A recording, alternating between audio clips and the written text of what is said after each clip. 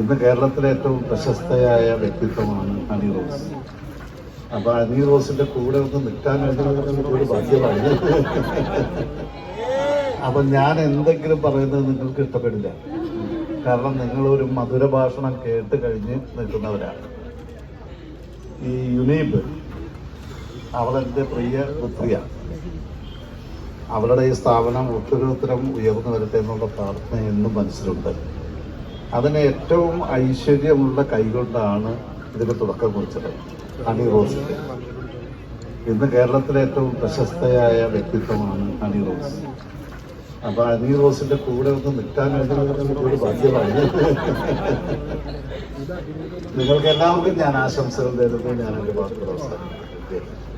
സ്ഥാപനത്തിന്റെ ഉദ്ഘാടന വേളയിൽ നമ്മുടെ ഹണി റോസിനോടൊപ്പം തിരികൊളുത്താനും സാന്നിധ്യമരുളാനും ഭാഗ്യമുണ്ടായ ഒരു വ്യക്തിയാണ്.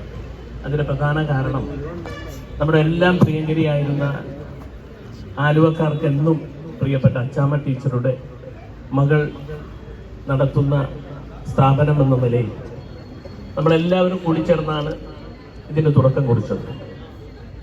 ഈ കഴിഞ്ഞ ഒരു വർഷത്തിനുള്ളിൽ ആലുവയിൽ മാത്രമല്ല നമ്മുടെ ജില്ലയിൽ ഒരു നല്ല സ്ഥാപനമായി വിവിധ പ്രദേശങ്ങളിലെ സ്ത്രീകളും വിദ്യാർത്ഥിനികളും ഒക്കെ വന്ന്